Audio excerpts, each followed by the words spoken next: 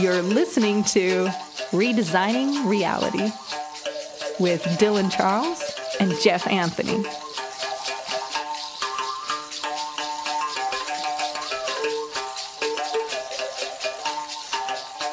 Here it is, episode 15 of Redesigning Reality, the podcast. Thank you all for tuning in, whoever you are, wherever you are, whatever you have in mind. I'm Dylan Charles with Jeff Anthony. What's up, Jeff?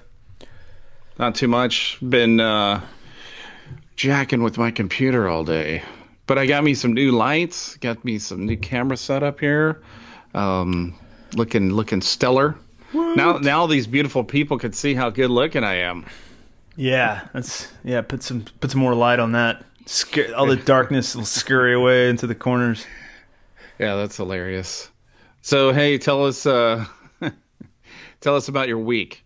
Oh, it's been an interesting week. I keep having technical difficulties in attempts to do various podcasts, but just how the ball rolls sometimes. But another cool, interesting tidbit is my brother had a what they thought was a heart attack the other day, and after spending a full 36 hours in the hospital and running every test they could run on him, he finally was able to recall that he accidentally ate 120 milligrams worth of cannabis-coated chocolate-covered coffee beans. Yeah. So that's that's going to be an expensive recollection. Yeah, that is one hell of a pricey buzz. You know, and to spend your buzz in the hospital too. But see, he doesn't use cannabis at all. He never smokes marijuana or anything. He's a wine guy, and so apparently he thought they were just chocolate covered coffee beans, and ate the whole 10 of them. And apparently the whole can is like a 120 milligram dose, and which, if you don't know, that's double, triple heroic dose, something like that. That is a shitload. That would qualify as, I believe the measurement is shitload of cannabis. My mom goes, I was talking to my mom, and she's like, yeah, well, we looked at the can afterwards, and it says all over the can that it's, infused with cannabis, and should have been pretty obvious, but he didn't notice it. And she was like, oh my God, he almost died. I was like, no, that's the cool thing about weed. You have to actually eat 1.5 times your body weight of plants to die from weed, and that's just how it works. And yeah, he almost passed out is what he almost did. He didn't die. The part that I find most hilarious is that 2 days later he wakes up, feels fucking fantastic. Feels better. Yeah, now he's like, dude, this is awesome. Feels better than he has in years, right? Hadn't gotten that much good rest like that in years. Oh, dude, I bet he slept like a fucking log. Oh, yeah. And with IVs in him and all that, riding around in ambulances, man. Right. He's all full of fluids. He's not dehydrated. He probably slept great. He's got no body aches anywhere because of all the CBD and THC flowing around in his veins right now. He might be the newest user. Yeah, he didn't even have to get up to go pee, man. He had somebody hold a bedpan for him. How sweet is that? Oh, how nice. Yeah. That is freaking hilarious, dude. But a new way to trip.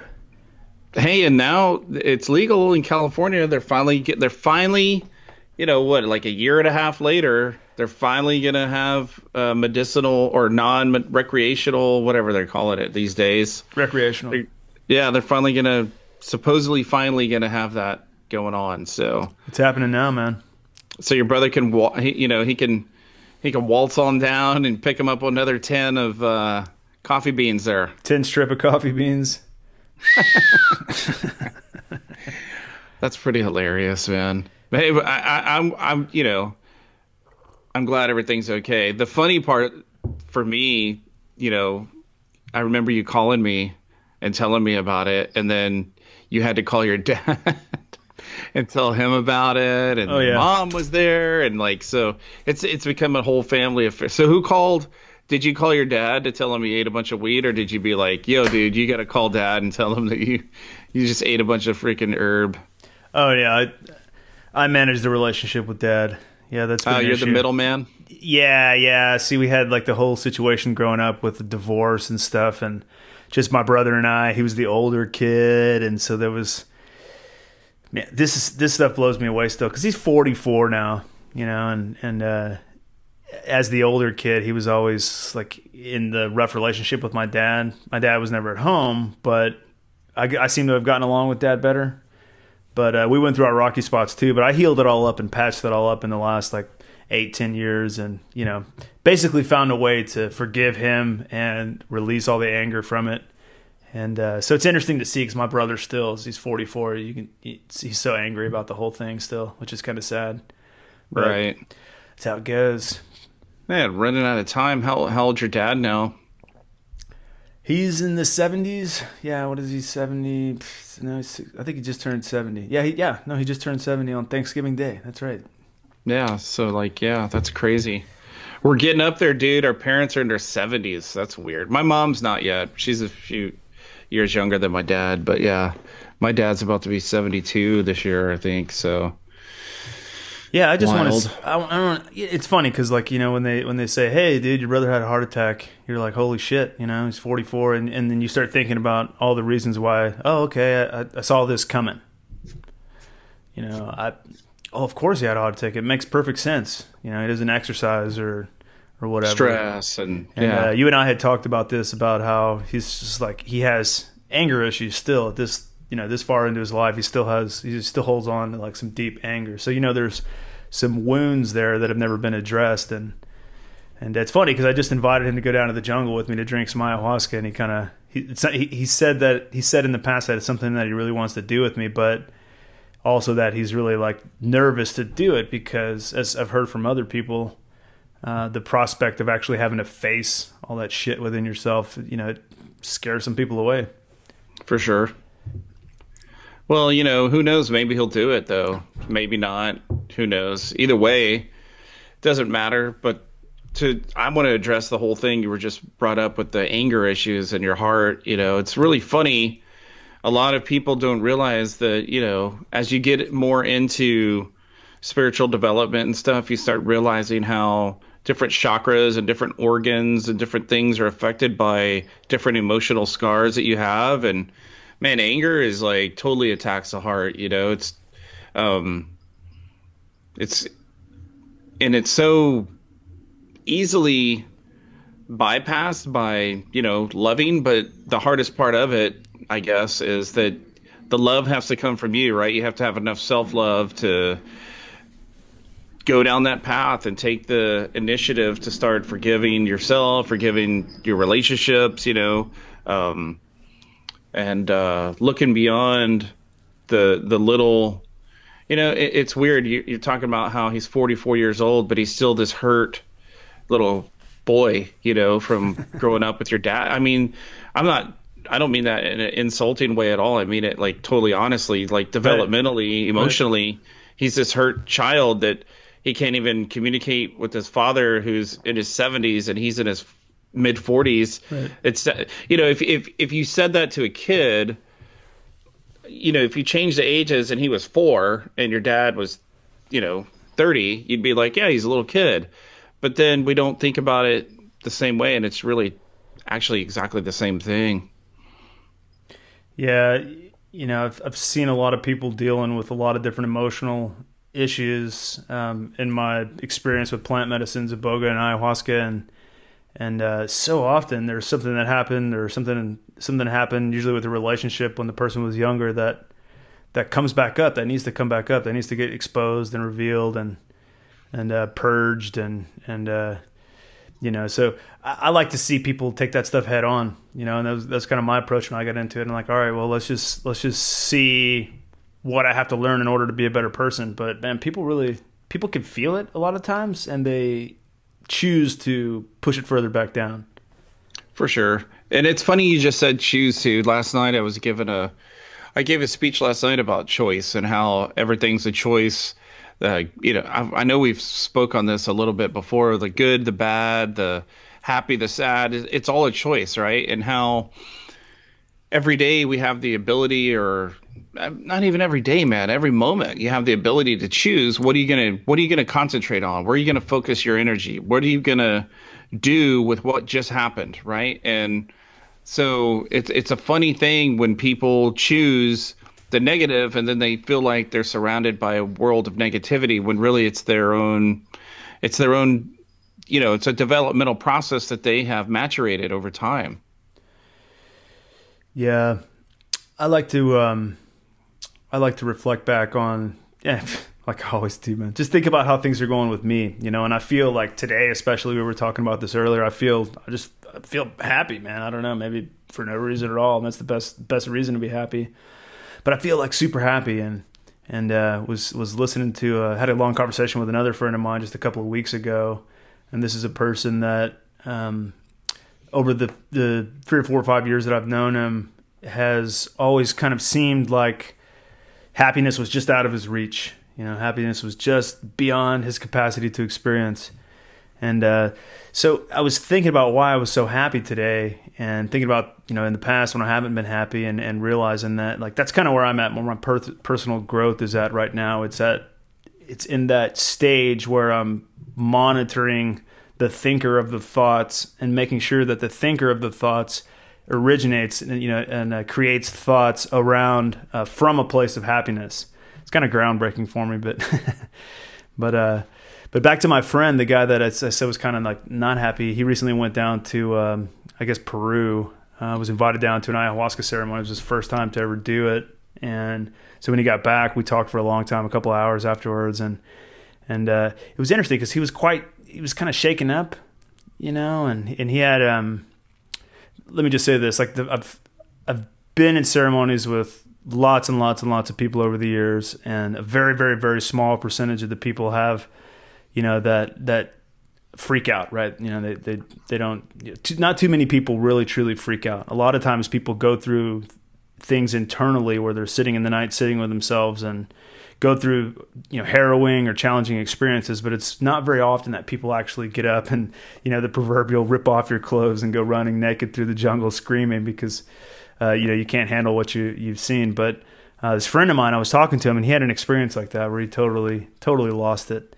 And I've also had an experience like that, and it was incredibly healing for me in the short term, shortly afterwards, and in the long term, it's been seriously healing. But it's kind of made me think, like, based on what this person's told me, like, some of the things that's going on with him have originated from the relationships that he has with other people in his life, like his brother. So you can be around toxic people. You can have toxic people in your life that are really close to you, and they may not be dragging you down directly, but the fact that they're so weighted down and so polluted and so just like mired in trauma and victimization and everything, that just being exposed to them so often actually kind of colors your soul darkly. It does, kind of fucks with you in a way. Well, it's like they're spreading their crap on. It's like a flu, right? Like, they're spreading their negative energy onto you, and you're absorbing it because you're emotionally tied to that person, right? You have a emotional interest or an investment in that person, right? Because they're your brother, they're your sister, wife, husband, whatever they are. And so it becomes like a symbiotic relationship, like there's this there's a point where maybe you're feeding into their negativity, even subconsciously, and they're there's also the expectation of them showing up a certain way because they've been a certain way for so long, and then you have this expectation. It's been another experience that I've had with people that in my personal life that say are difficult to deal with, or they're like frustrated, angry types, like my dad. And so then everybody's always kind of walking on eggshells and expecting this certain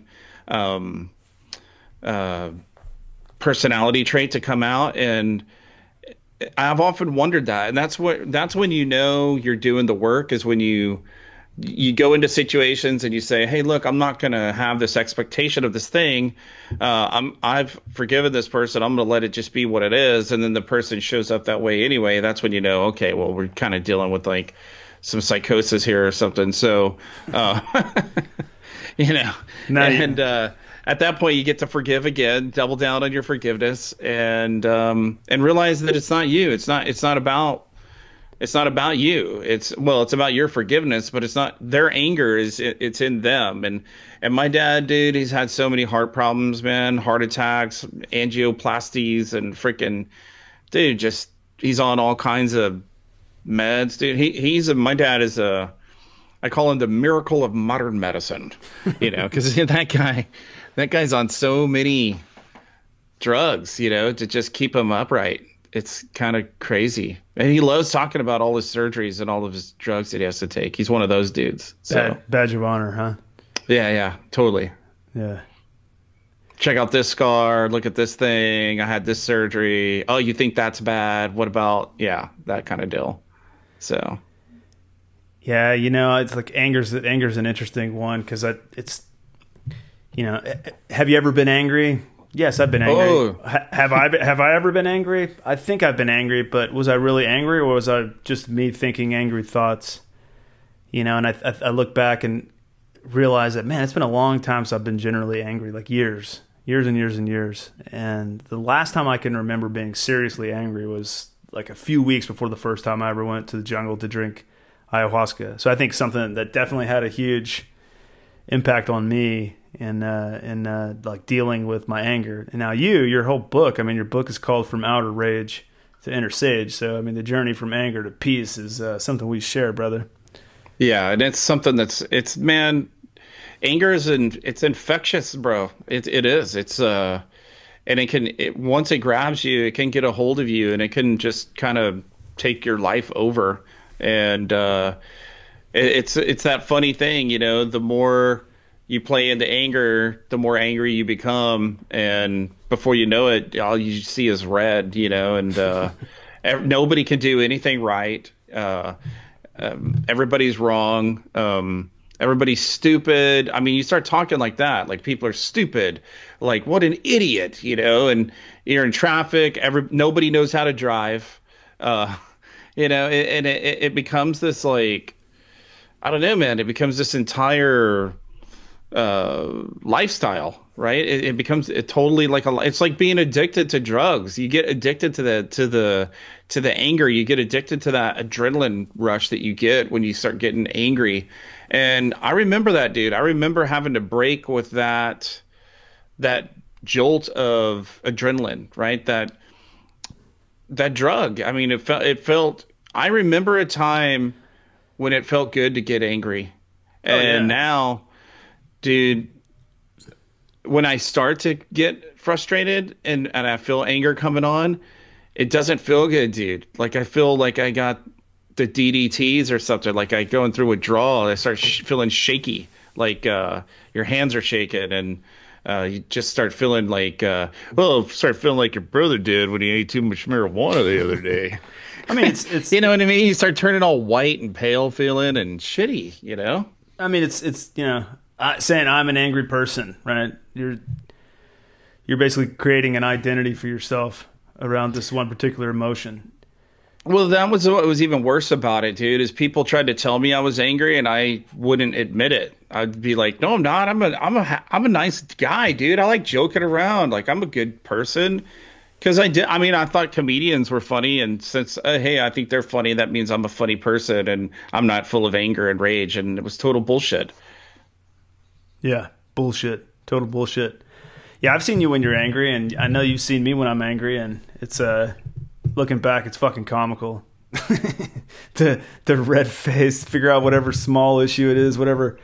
I like that word triggered now. Everybody's using the word triggered these days, but whatever it was, it just triggered your anger. Fuck, I've got every right in the world to stomp around and scare the kids and throw shit around the house. And I remember one time, man, like I was saying, the last time I remember getting seriously angry, like I had this long thing with my wife and one night, and it culminated in me, like I went into the kitchen and I was like, one of those things. I know where this is going. I remember this. And then, like, I was just like, it's like total frustration, man. Just, and so I grabbed this big papaya off the counter, man, this big fresh papaya. Papayas, man, they're juicy and nice inside. And ripe. Yeah. Yeah, right. Inside there's like that pocket full of like really like like mucus, mucilaginous seed goodness, eyeball seeds, really splatty and everything. And I was like, ah! I threw it with all of my kung fu strength, like right into the floor of the kitchen, man. And it just, boom, the A bomb, the P bomb, the papaya bomb, man, just freaking obliterated everywhere, shit everywhere, all over the kitchen. And then I like kicked the door, punched the door or something, and the neighbors called over. They thought we were being robbed or something, and that was a wake up call. I was like, oh my god, man, like I'm out of control. Yeah, I had the same thing, dude. I remember I was graduating from college. It was the day of my graduation. It's supposed to be that's a like good day to go berserk. Yeah. Oh, dude, I was, and it was like one of those, like, your toothbrush falls in the toilet, and one of those kind of things, right? And your button falls off your shirt, and you're just like, what the fuck? And why is this happening to me? I know. Why is this happening to me? And I was running late, and my grandparents and my parents and my brother and sister, all these people are coming, right? And I'm running late, and Erin's with me in my car. She was like girlfriend at the time, and she's in my car, and I don't remember exactly. I was getting money out of an ATM or something, and the ATM machine didn't work. It was like, didn't give me any money. And I remember I walked back into my car, and I went to start my car, and I was so freaking mad, dude. I had this, it was like it was a wallet with your cards, and then like a little money clip with a big magnet that held it closed. And since I had no money in it, and I had it in my hand, and I was like, the fucking ATM machine didn't work. And I was mad. I just went whack, and I threw it, dude. And of course, it hit my windshield just perfectly and fucking shattered my windshield, dude. Yes. On graduation day, in my car that I had, brand new car, I had just bought myself for graduating from college and all this stuff too. Like literally, I'd had the car like a month or two. And yeah, dude, just fucking awesome. And that's a great metaphor for what happens to you when you start losing control, dude. It's just one thing after another, and it starts snowballing, and then it ends up in something getting shattered and broken, and it's usually your relationships, right? And for me, it was lucky.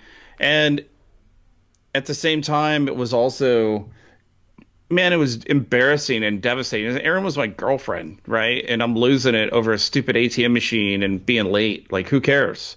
Right. So anyway, I got to spend my money I got from graduation gifts on buying a new windshield. Well done, bro. Well done. I know, it was awesome. Well done. Shit drives people crazy, though. There's the it does. There's the component of. Well, is shit driving them crazy, or are they allowing themselves to go crazy? Well, that's what I'm saying. Like, there's a couple of components to it. Like, there's the component of, like, the world is so fucking crazy, schedules are crazy, everybody's hustling, whatever. Like, the external world, pushes its influences on you.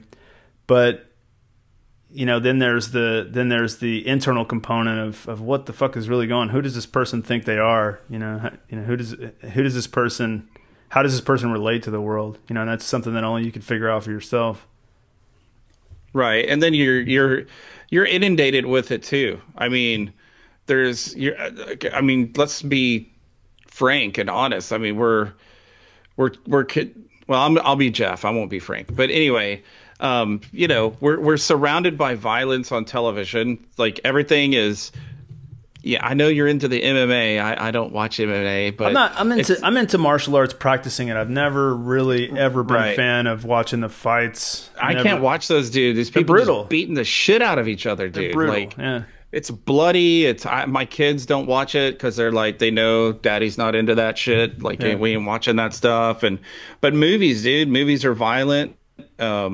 Music, even, man. Like, my favorite bands back then were like Tool and Rage Against the Machine, and Rage Against the Machine, they had a song, and the line was like, anger is a gift, and you're being pumped this message that, you're a man if you're tough, and if you're angry, and you gotta show your anger, and everything's all about being aggro, bro. And Yeah. When you're that, and now there's all these studies coming out that are proving that, your frontal lobe, like where you do all your imagining and your deep thinking and all that kind of problem solving, isn't even fully developed until you're 25 years old.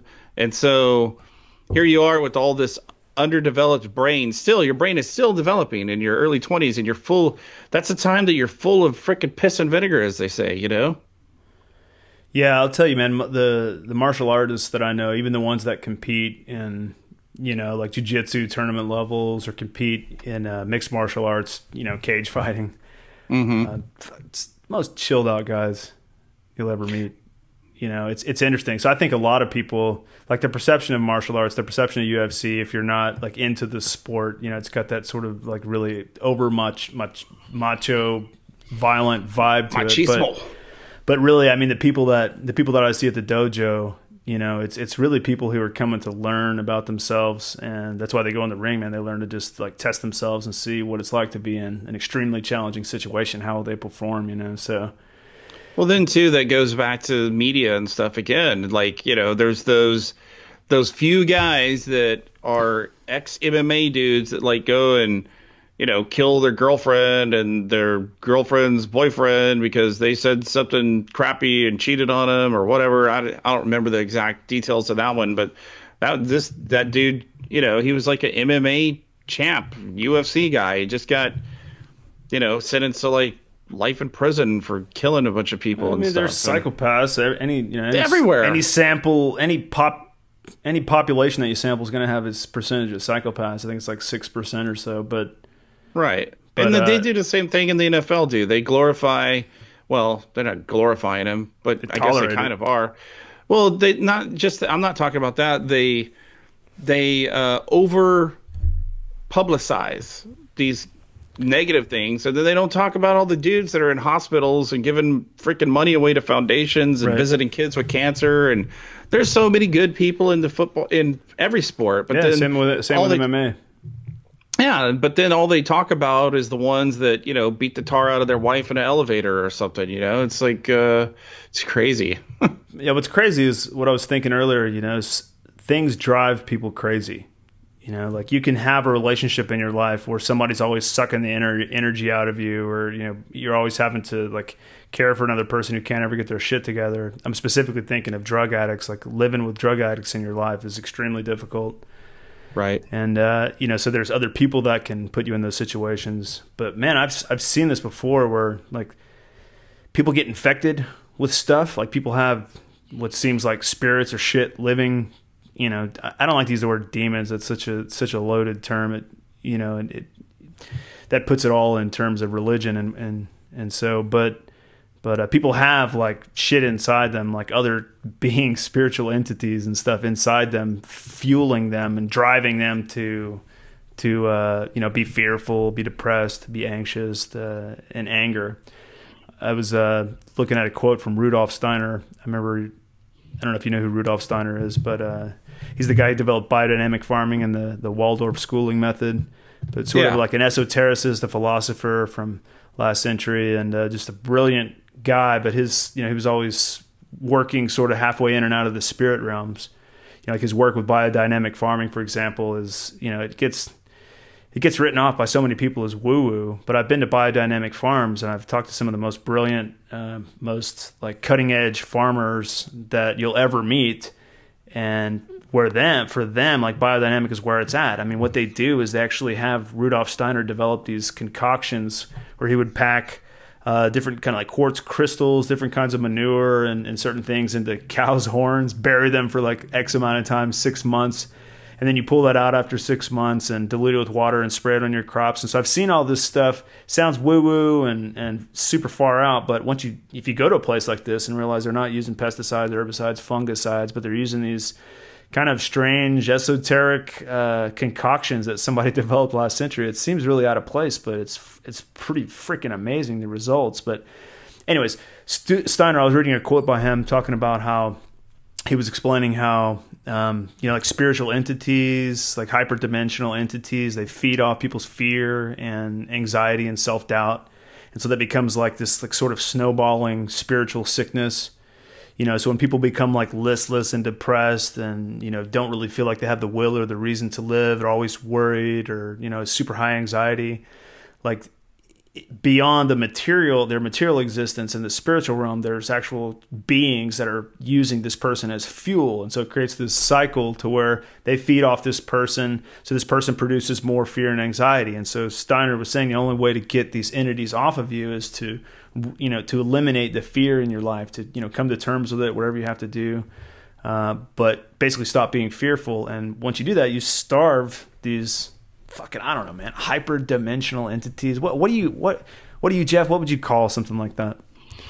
You know, it's hard to put a name on something that you can't define, kind of. So it's really not the sure, words, but, yeah.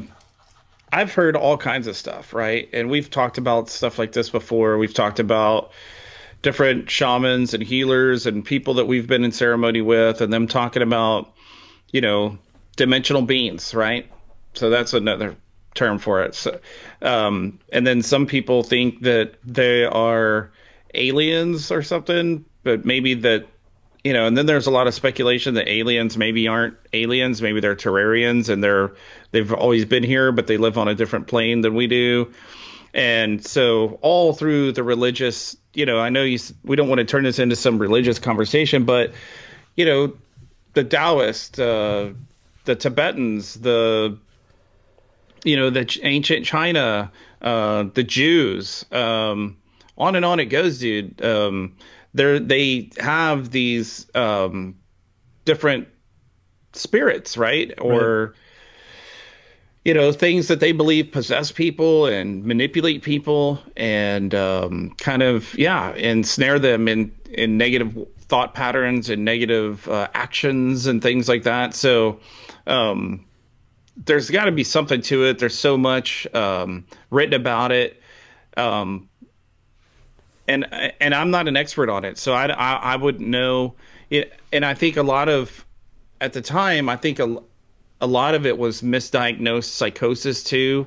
In the early days before there was psychiatry, and we didn't have people, you know, like Freud and you know, coming up with but that's just another way of explaining the same thing. I mean, in some cases, I mean, you know, multiple personality disorder is a scientific, proven thing. But if you know, during the Salem witch trials period, you would have been locked away and burned for being a witch because you had all these different voices and your voice changed. You were possessed by demons, and so some of those people were probably just dealing with some forms of actual chemical imbalances or psychosis, you know, and they weren't maybe necessarily.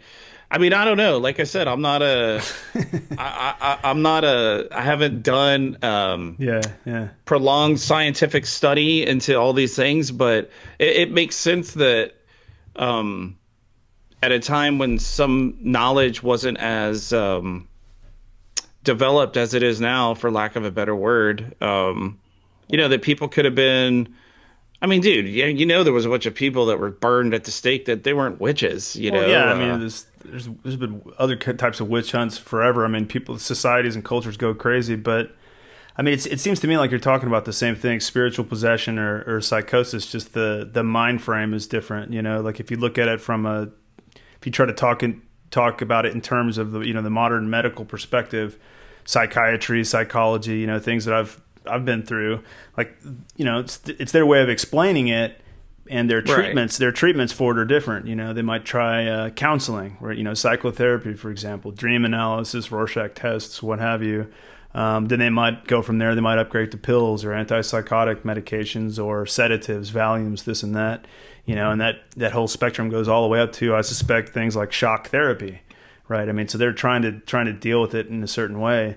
I was thinking more just about how you know, when we look at something from a materials perspective and we try to explain it in terms of you know, rigid science, chemical imbalances, these sorts of, you know, to try to explain it in those terms, that totally omits the spiritual perspective of it. You know, so I agree with you there too. I see that point as well. You know, I can see where people want to science everything. We want to scientify. But I think it's important to realize too that a lot of people, I mean, you know, like ayahuasca, for example, and even iboga, like a lot of people are going out and seeking out these medicines and doing them. It's no chore at all to find thousands of testimonials of people who've said they've experienced these medicines, and in one night they've felt like they've had 20, 10, 15 years of high quality psychotherapy. Right. You know, and so, but the fact that so many people are using ayahuasca and iboga as a way to transition, or, you know, to leave the depressive side of themselves behind, to move on with their lives beyond that, is pretty telling, because I've seen a lot of people that have come into ceremonies where they've had to wean off and get off antidepressants or, you know, Xanax or even things like opioids in order to participate in the ceremony. And then in the ceremony, they're forced to face, you know, whatever it is inside them, however you want to explain it, the psychosis, the multiple personalities, whatever. And I've seen some pretty weird shit, to be honest with you. And it's left the impression with me that there's no doubt that human beings are, you know, we're spiritual vessels, and unless we're aware of how we care for our spiritual vessel, how we maintain it, and how we, you know, we're constantly evolving and being aware of it, then things can really, it seems like it can open up and things can come inside and jump in and start to take over, start to drive people crazy with psychosis and voices in their head and ideas and stuff that don't seem like their own, you know? Right.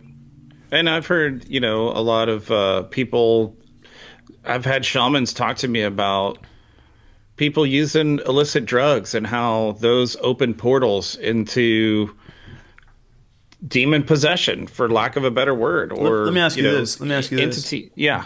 You say illicit drugs. But if illicit drugs, and I presume that you're talking about cocaine, ecstasy, LSD, amphetamines, opioids, that sort of stuff, what's the spiritual distinction between those and antidepressants or prescription drugs, antipsychotic drugs? I'm glad you asked me a question that I have the same question. I have the exact same question. You know, because why would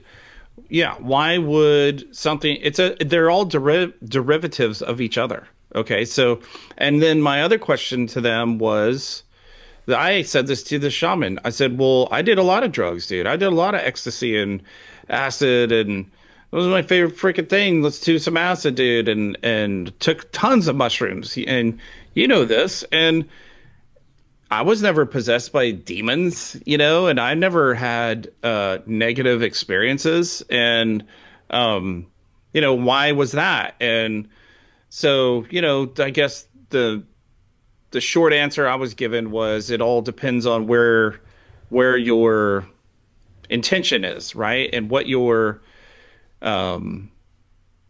where your spirit is. But dude, I mean, I'm telling you, at the time that I was doing a lot of that stuff, I was angry, bro. Like, I was not in a good place spiritually, you know. Right, and spirituality was completely out the fucking window, I mean, as far as I was concerned at that point. So I was doing all this shit. I was pissed off, you know. And so why does it affect certain people in certain ways and not others? Especially when, right, you're going to a rave, you're going to some party, and you're getting ecstasy and acid in order to expand and amplify the experience, right, and have a good time. And then people have these negative things happen to them. And I've seen it happen. I mean, I've seen it happen. I've witnessed it myself.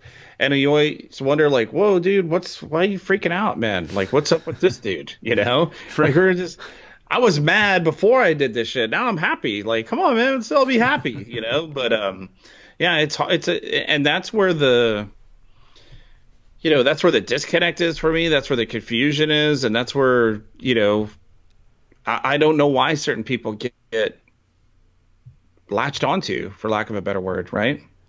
Yeah, but it's real though, man. I mean, you have it's real. It's definitely real. You know, you have a couple of stories of it. I know there's like, I believe it's in Tibetan cosmology, the realm of the hungry ghost, which is actually pretty interesting because you could Google that and you'll find these drawings that date back for many hundreds of years, but these drawings of this little like creepy old looking fat troll with this big swollen belly and this tiny like straw sized neck, and he's all like, his legs don't really work and he's just kind of sitting there, and it's this idea of this entity that if somebody gets stuck in this realm, these entities latch onto you and they're always sucking and eating, but they can never get full because their throats won't expand enough for them to actually get their fill, and so it's this like certain realm of hell, but well, and then too, like even in mainstream media and all of these things, they talk about, this person is such a draconian. He has such a draconian intention, and that harkens to the draconians. Like a vampire-like lizard that feeds off of fear and sucks your energy, right? And the more fearful you are, the more of them show up. And why are people in mainstream media talking about someone like that guy? What's his name? Nasser? I don't know his name. The pervert dude that like filled Olympic up coach all the Larry gymnasts. Nasser. Yeah, he was the doctor, not the coach. But doctor, that guy. Like, dude, talk about that's what I'm talking about specifically. They were talking about what a draconian type of person he was, and I was like, that's really crazy. They're using all these terms. Are they using it because it's the hot, fresh, hashtag term to use, or are they using it because it's a real and recognized thing? And I mean, dude, I look at that little freaking weasel, and dude, like pathetic and sad. I say hang 'em high, but I'm from Texas, so yeah, me too, dude. Let me ask you this though, man. Let me ask you this. So if psychosis and schizophrenia and multiple personality disorders and these sorts of things are scooped up by the scientific materialism point of view, and the remedies for those are pills or treatment or psychotherapy or electroshock therapy or whatever, for someone that looks at those same conditions as spiritual illnesses, what is the medicine? What is the remedy there for that? Well, yeah, mega hero dose of ayahuasca. Go visit your friends in Costa Rica and do some iboga. It's true though, but that's my point. My point is there's a whole place, there's a whole another world, a whole universe of how to deal with these things that exist, outside of the contemporary stream of thought. For sure, it's changing though.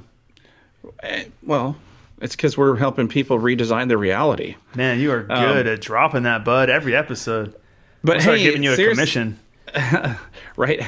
I need to get. I'm gonna copyright that.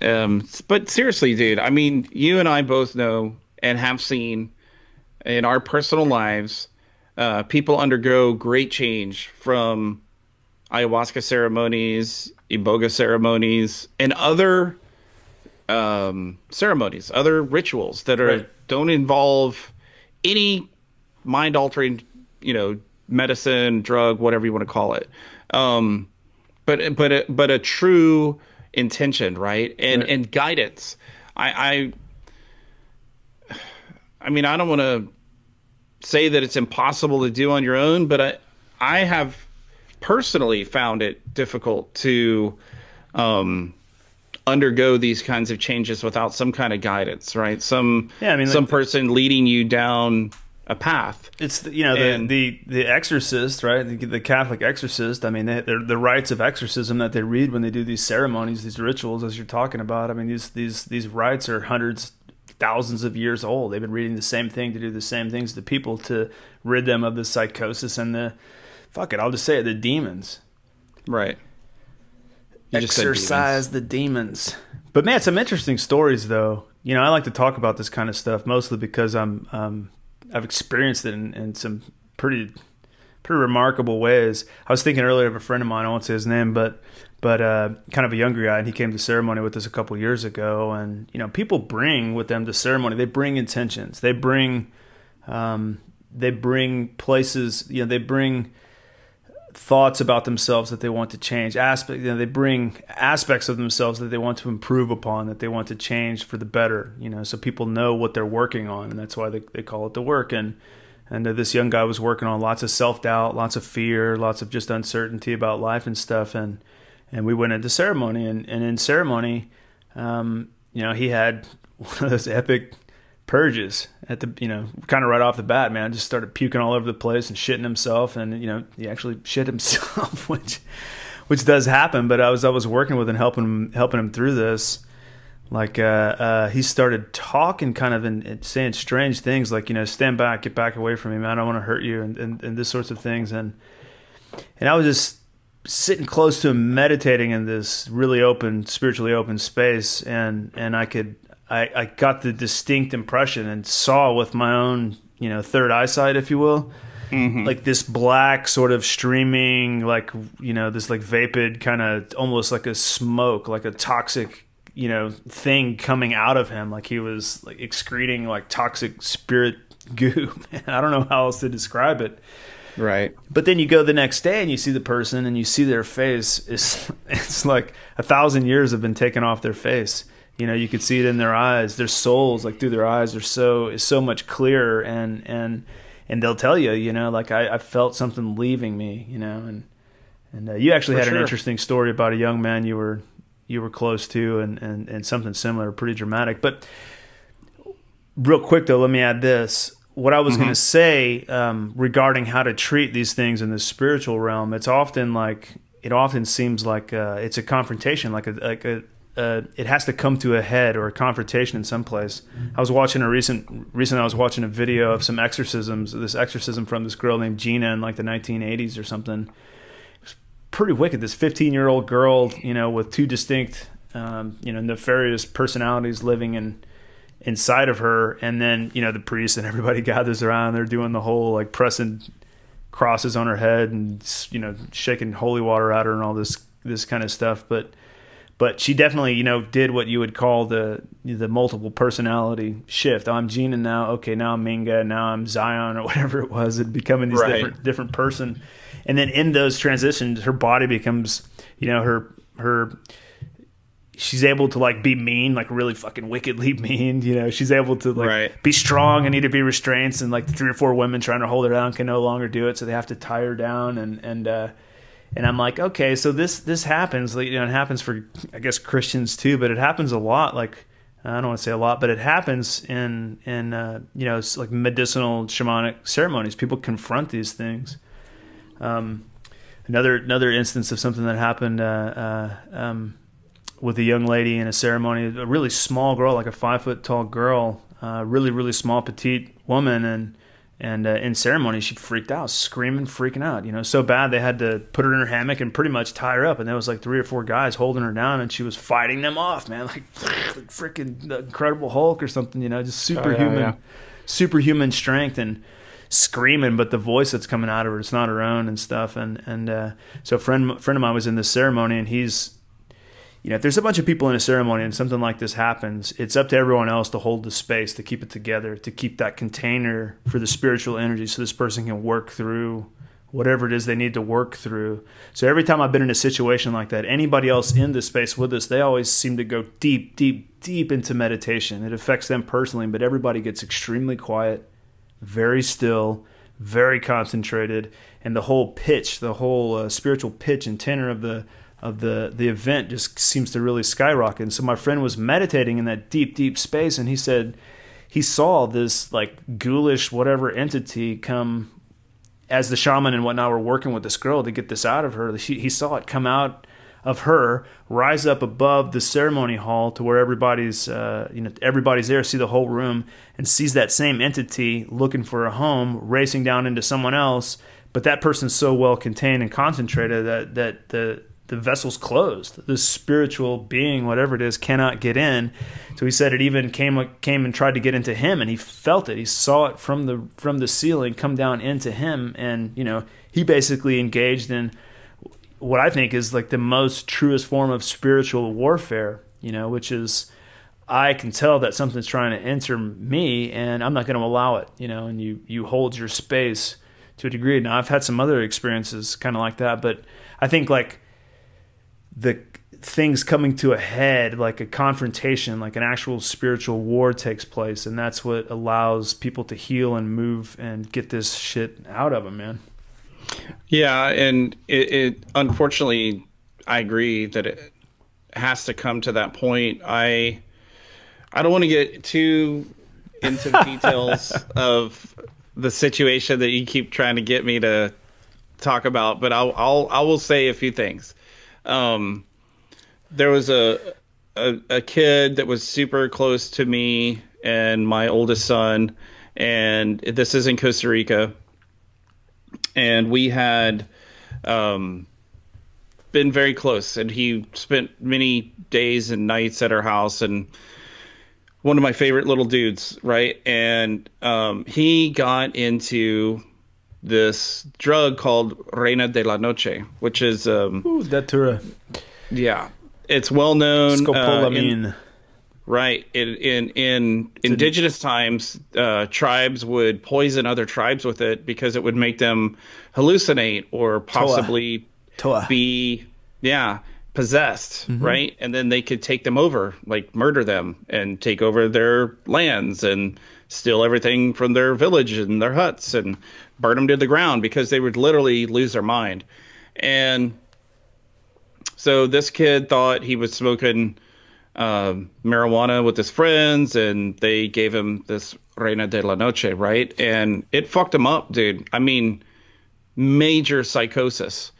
And so the mom took him to a doctor, a medical doctor in Costa Rica, a Costa Rican medical doctor, right, who went to medical school, finished his medical school at Baylor University, like a lot of them do there in Texas. And he told them that her son was possessed by demons, that he didn't think that he had psychosis. And so they took him, man, they tried all kinds of stuff, let's just say. And they took him to, like a psych ward, and they did shock therapy, all the stuff you're talking about. Like they still do that stuff. Yeah. And man, it didn't solve anything. And he was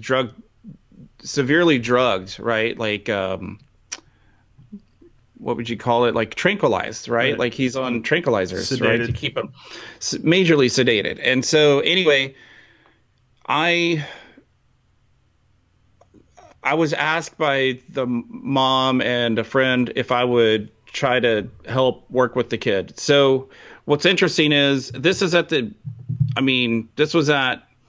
peak of my in doing shamanism and meditation and ceremonies and counseling and doing all this stuff like all the time for people in Costa Rica. And I brought him over to my house, and he was not on the meds, and he started having issues, right? He started telling me, he was sitting in my kitchen, and he started telling me that there was these people trying to get into my house and that they were trying to kill us, right? And all this stuff. And I remember telling him, they're not there, right? Like they can't come into this home. You're safe here. I'm not going to allow this to happen.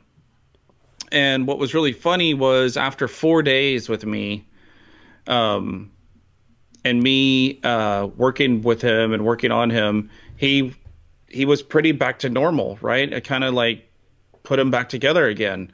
And I mean, by the end, on the 4th day, he was eating and, just playing video games and hanging out with my 2 sons. And I'll tell you, on the first 2 days, I wouldn't let him near my youngest son because he was like 4 at the time. And I was like, dude, you're not freaking him out. Like, you can't be around him talking about evil spirits trying to murder us, and stuff. Like he's 4 or 5 years old or something at the time. And Kai knew too. He was like, there's something wrong with this kid. There's something wrong with him. What's the matter with him? Why is he acting? He doesn't look right. He looks different. And it became very clear to me that there was something going on. There was something beyond some psychosis, right? And so what happened was he went back home, and a friend of mine was at the house who had done a lot of ayahuasca ceremonies and stuff, right? And she was at the house with the mother and the son, and she said she was sitting there, and all of a sudden this dark shadow, looked like a shadow, came walking through the kid's living room and into his bedroom. And they said that when, like right after it passed, it smelled like sewer. Like it just reeked like this horrible, like a snake had shit in your mouth, you know? Nice. And, yeah. And so they told me about this, and I went to go see him. And again, he was all fucked up, dude. It was very frustrating because I felt like I had just done all this work to get him back together again, and he was all scattered again, you know? And so the mom and my friend asked me if I would try to intervene and do some like work on him, right? Like do some spiritual warfare, basically, do some healing on him. Right. And so I'm at my house one night, and I am doing this. I'm not going to get into what I was doing because I don't recommend doing these things if you don't have experience and you don't know what you're doing. So I'm not going to tell you how to do it, but let's just say I was doing this ceremony, and this thing showed up at my house that was messing with him. And all of a sudden, I have this huge German Shepherd that you know, named Zion, and he's laying on the ground in front of me, and I'm in a chair, and this motion light comes on behind me. The motion light is activated, comes on, and this huge shadow crosses from behind me and is walking towards my sliding glass door of my house, which is opened. And I can smell, dude, the smell. I mean, dude, it smelled like a sewer treatment plant, you know? It was awful. And I remember just turning and telling this thing that it was not allowed in my home and that it had to get, I mean, I literally said, get the fuck out of here. And what was crazy is as soon as I told this thing that it had to leave, my dog jumps up and goes running to the fence. And my dog always, you know this, he always jumped the fence and would go chasing things if there was something out there. But dude, his hair was up. He was barking like savage, but he would not jump the fence. Like he was freaked out. Like he was scared. Like 100 and something pound giant beast, and he's afraid to jump this fence, but he's aware there's something there and it's not good. And he just starts pacing up and down this fence, barking like crazy. And then maybe a few seconds goes by, and Erin, my wife, comes walking out and is like, what the fuck is that smell? Like, what happened out here? And because she had just been out there and went in to put the kids to bed. And I was like, I don't know, but can you come walk behind me, behind my chair right here in front of the motion light? And she got all the way up, dude, right on the back of my head. And she couldn't barely cast a shadow, you know, a few inches over my head. And this thing was, by any calculation, had to be 8 feet tall to cast the type of shadow that it did that was way over my head. And anyway, long story short, long kid story had to long. deal with it. Like, yeah, it's a long story, but you wanted me to tell it. So, do I believe there's these things? Yes. Do I have experience with them? Yes. Do I recommend fucking with them if you don't know what you're doing? No. Does it have to come to a head though? Yes, and it did with him. And ultimately, it came down to him, and some of the things that I did worked, and then some of the things that some other shamans did worked, and he's now, thankfully, he's better, you know. But I will say this too, though. He's permanently affected by his experience. I'll tell you that. Right, he's yeah. not going to be He's not smoking anything anymore, ever. I guarantee you that. So yeah, like that plant, Queen of the Night, they call it Toa in the medicine tradition that I work with. Is the tradition of the sequoia, God's multicolored people. Like the shaman through this tradition, it's an unbroken tradition. So they've been doing this for generations. But like the shaman, the true healers, they drink ayahuasca, they drink brew, and they drink stronger brew over months and years of their life, and they don't actually really become complete healers until they take that plant that you're talking about, the Queen of the Night. That's for them. It's like a step up above and beyond, like the power of ayahuasca. So you have to get to a certain level. You have to, reach a certain level of spiritual purity and cleanliness in order to actually drink that stuff and survive. But when you go so deep, and you come back and you can actually heal according to this tradition. It's pretty potent stuff. There was a woman in a ceremony, and thanks for you said you weren't gonna get too far into that one, but it sounds like you went pretty much all the way. So thanks for that. You're welcome, Dylan. I can tell you what it is. Oh yeah, man. Well, that's a cool story. I mean, because man, like I'm happy. I feel happy, but I know what it's like to not be happy. I remember what it was like to, just be shitty and depressed and angry all the time and stuff. And I also know how it transformed out of that. And there was definitely a moment where some of this kind of like spiritual entities leaving me in ceremony happened. It was very profound. It was very heavy experience.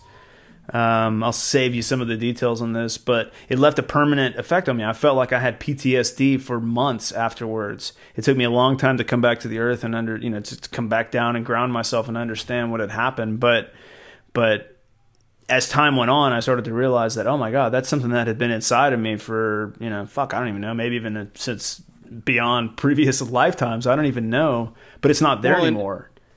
It's also very empowering to know. Like for me personally, and I know probably for you, it's empowering to know that like this thing came to my home and it was trying to, just like the story you were telling about this entity trying to penetrate people's vessel. Right. This thing was looking for a new roost, right? It wanted a new person to fuck with. And I was able to divert that thing and get it away. And so it's it's empowering to know that you have dominion over certain things, right? And that you don't have to be fearful of these things. You don't have to just lay down and take it, So, but at the same time, it scares the shit out of you too, man. Like it's scary stuff. Yeah. Like there was a woman in a ceremony one time where, everything's going well, no big deal. The sun's coming up. And then all of a sudden you could see it in her eyes, a switch just flips, and whatever the fuck had been living in her, she had been dealing with all night, in her own space, quiet in her own space, not disturbing anyone. And then this thing, whatever kind of being it was, took over and, just tried instantly to drive her insane and hurt her, right? She was trying to throw herself all over the place.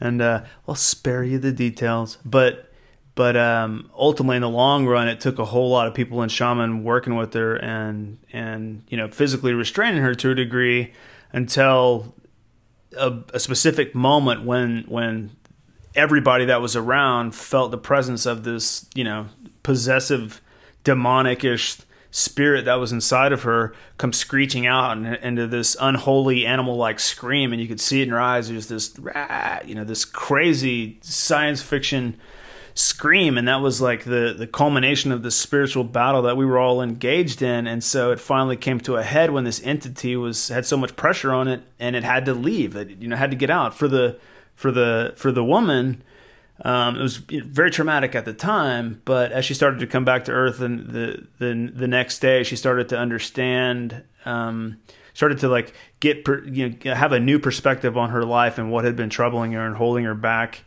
up to that moment in her life before. And then over the days that followed, participated in other ceremonies, and got filled up with that healing, that positive energy. So in other words, like the spirit of the vine came in, drove whatever it was out, And that left her kind of hollow and empty for a short time, and then filled her back up with a whole lot of self-love and forgiveness and a whole lot of understanding. And so by the end of the week, totally transformed person. And like I said before, like you can see it on someone's face, which is really the most fascinating thing to me. And that's what I love so much about ceremonies. The day after ceremonies, you know, even things like sweat lodges and stuff, you know, when people go through those rites and they participate and they throw their intention together in a pool and create a ceremony and, you know, create that pod of energy, that healing spiritual energy, and they move through that. When they come through it, it's just so cool to see people's faces lit up, easiness in their face, just the, you know, more depth, like I said, in their eyes, more you could feel their soul. Just like coming through them more, like their true soul, and that actually kind of kicks off into another area versus like possession. This idea of soul separation, which that may be the more common thing, is people lose contact with their own soul. They lose the connection with their own soul. You were talking about doing drugs and illicit drugs, whatnot. People start that shit nowadays. People start cocaine, ecstasy, all this stuff. They started at 10 years old, at 13 years old, at 15 years old, you know, which is, I mean, that's the society that we live in right now. But what people don't understand is that we do live in a society that doesn't deeply value spiritual growth. And so whether it's Ritalin pills as a kid to control their behavior, or whether they get into, you know, snorting cocaine in middle school, what happens when a person starts abusing drugs and tinkering with their system in that way, their spiritual growth immediately stops. Yeah. And so you'll see people, you know, I've seen people that are coming from backgrounds of, you know, they may be 17, 18, 19 years old, but they've been doing drugs since they were 10, 12, 13 years old. And so you're looking at, you know, what should be a grown-ass man, a 20-year-old man, right? He should be in the prime of his life, and he's got the body for it, the build for it, but the mind is a wreck, man. It's like, and emotions, emotionally they're way emotionally challenged. Like that's a silly term for it, but just they're emotionally immature, like deeply emotionally immature. And you can tell that by the things they talk about and the ways they react and the stuff that's on their mind and you know, and so like. Yeah, that's actually probably a good conversation for a whole nother episode there. This idea of like of soul growth, spiritual growth, soul separation, how to like, you know, how people are finding ways to reconnect or call back their soul. You know, Iboga is exceptionally powerful. Man, it's so cool. It is so cool to see in Iboga ceremonies people connect with their souls and in an Iboga ceremony, a proper Bwiti ceremony, like the guide will, the shaman or the guide or whatever you want to call them, like they'll narrate for that person. They'll talk to that person while the person's in the trance of the medicine, and they'll guide that person to finding themselves in this infinitely cosmic, mental sort of third eye open space that they're tranced out in, and that person can find their soul and basically like assess their relationship with their soul and then repair the relationship with their soul. So in the case of people who have clearly been abusing themselves, and this applies to things like pornography, food abuse, you know, people who just totally allow themselves to be completely anxious all the time or fearful all the time, you know, those sorts of indulgences. Like they can find their soul, and when they meet their soul face to face, they find out that their soul is still a child, or their soul doesn't want to talk to them, or their soul like literally cusses them out and turns tail and runs from them. You know, so deep. This all goes so deep, you know, and it makes me really wonder, like, how do you define like what a human being is? You know, are we spiritual beings? Are we cosmic beings? Or is there something up above that? Do we just, you know, is there just no point to it, you know? All the above. All the above. Well, dude, let's bail out on this one, man. It's been good talking to you about this. We kind of go with the flow with what we know, I think. And always. I don't know. It's been kind of a fun process watching the show evolve, and, you know, watching myself and watching you on tape afterwards, and really thinking about the reasons for doing this, and my own personal growth, and where am I at now, where am I stuck now, and seeing myself on film and being like, okay, there's I have certain ways of being that I could improve upon, like talking too fast or, getting too excited and jumbling too many ideas into one sentence, and so it's been a pretty cool process. And so for everybody out there tuning in, thanks for being part of this. Jeff's gonna this is the part where Jeff talks about all the websites and cool shit like that, man. Jeff, take it from here, man. Yeah, you can check us out at redesigningsreality.com, of course, wakingtimes.com. I just dropped my new website. I redesigned my own reality with a new website. It's journeytoinnersage.com. And then, of course, we are there on Facebook and Instagram, and also on YouTube. Check out our show on YouTube if you like seeing these good-looking faces. Yeah, iTunes, Google, Stitcher, and it's an evolving process. So I think we're getting more comfortable, better at doing it, and we're also getting all the gaps filled in with the presence of how to find us and how to contact us and all that kind of stuff. But ultimately, I think what we're doing is building a community around the idea of healthy spiritual advancement, personal transformation. And so with that, thank you sincerely for tuning in. We are out. Peace out.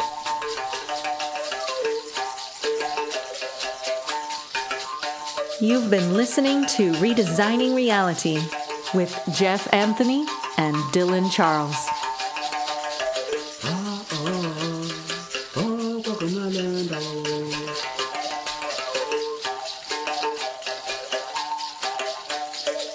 Kaboya, Mokabodi.